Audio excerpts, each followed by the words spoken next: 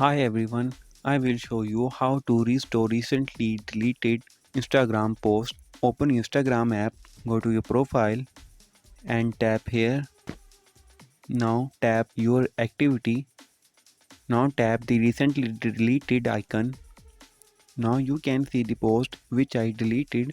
If you want to restore, then open the post and tap three dots and tap the restore option and tap again the restore. Now the deleted Instagram post is restored. If there is a problem with this video, so ask in the comment. Any problem related to social media and internet, let us know in the comment bar so we can make a video on it. Please like this video and press the bell icon for any update.